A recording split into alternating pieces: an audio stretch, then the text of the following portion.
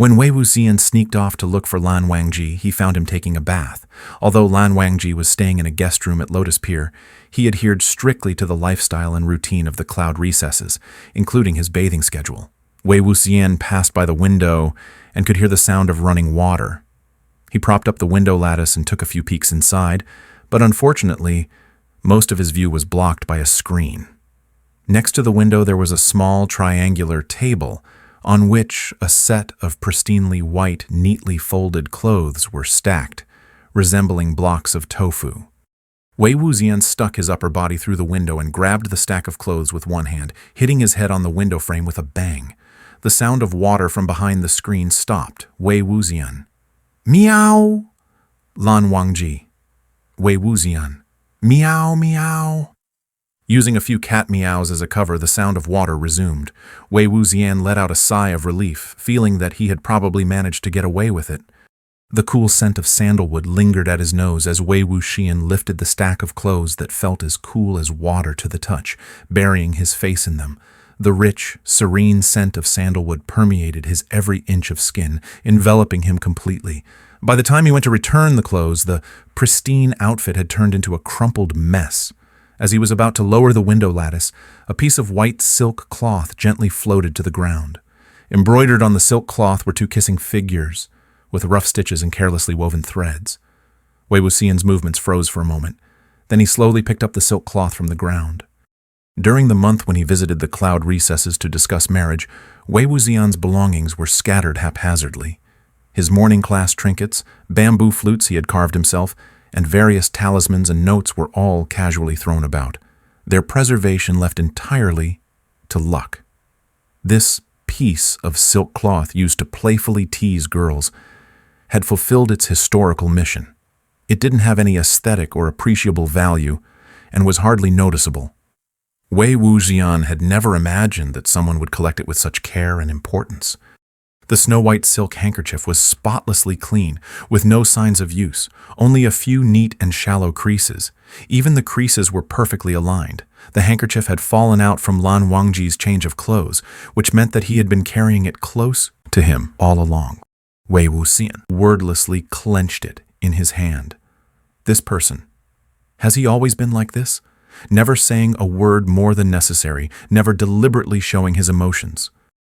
When faced with Wei Wuxian throwing tantrums, hugging him tightly and showering him with kisses like a woodpecker, and saying more than a dozen times, "Lan Zhan, I really like you," like adore, care for, admire, love. You can choose any word you want.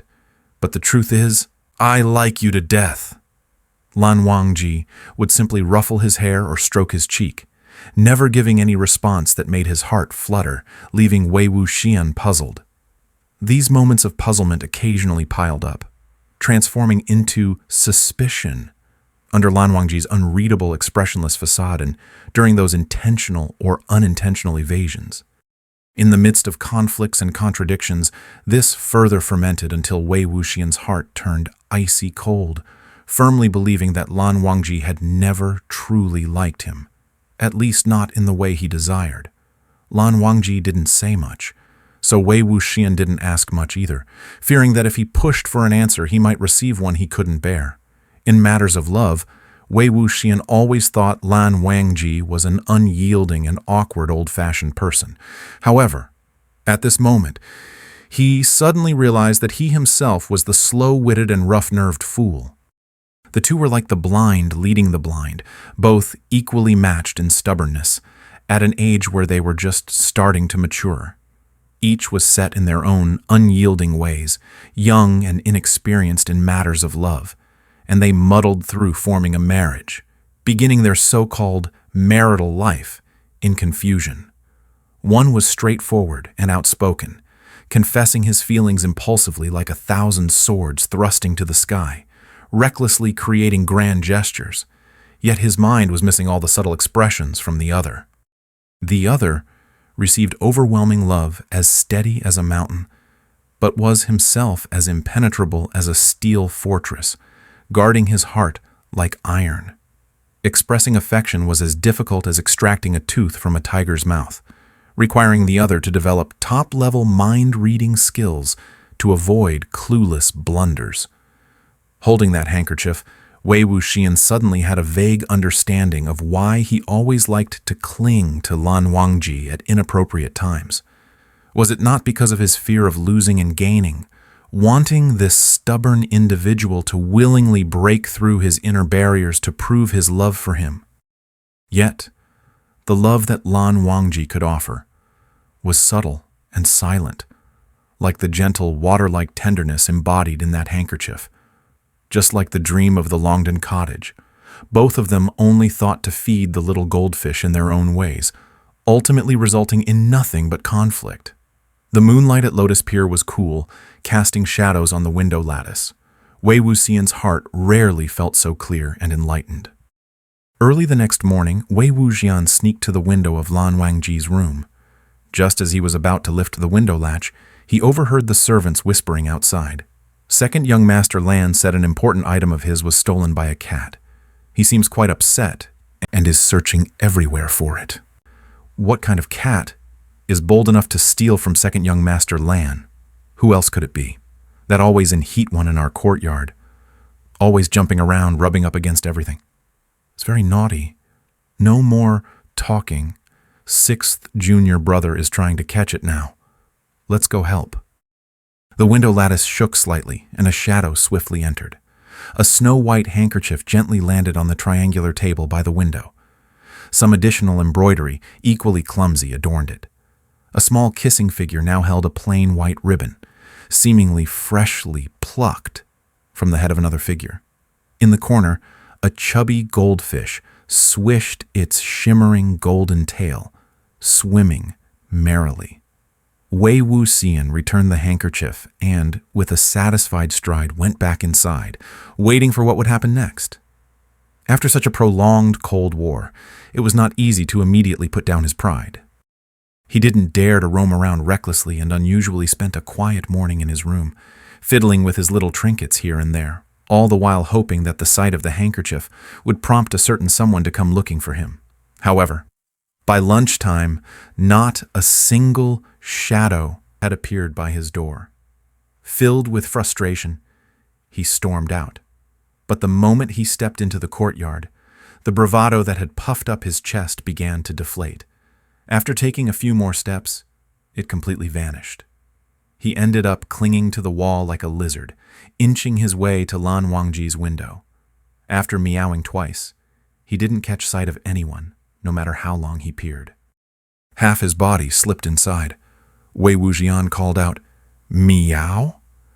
Did Lan Zhan see my exquisite embroidery? Could it have been blown away by the wind, or perhaps picked up by a stray cat? The neatly folded clothes on the triangular table were once again in disarray. He wasn't here. Wei Wuxian called again, "Meow, meow." Just then, a draft of cold wind swept past behind him. Wei Wuxian paused slightly.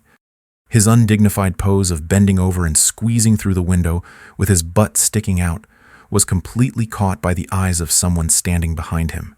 Wei Wuxian froze for a moment and then noticed that Lan Wangji had turned his gaze away at a particularly subtle angle. Reflecting briefly on his own actions, he realized this seductive posture was indeed too flamboyant. He quickly pulled himself out of the window, laughing awkwardly. "Lan Zhan, you're here too. What a coincidence. I saw a wild cat run inside and thought I'd help you chase it out." Lan Wangji didn't say anything, just quietly watched him. His light-colored eyes were like the clouds on the horizon, gently curling up for a moment before silently easing back.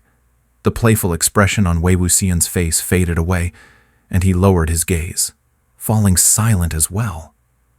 For a moment, there was no conversation. The sound of a genuine cat's meow came from the roof, and both of them were slightly startled.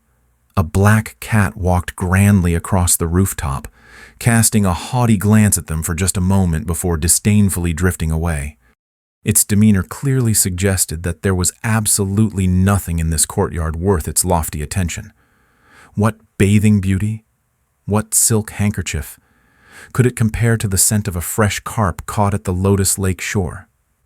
Wei Wuxian coughed slightly, clearing his throat, drawing the slightly bewildered Lan Wangji's gaze back to him. Lan Wangji solemnly began to speak. Wei Ying, Wei Wuxian interrupted him abruptly.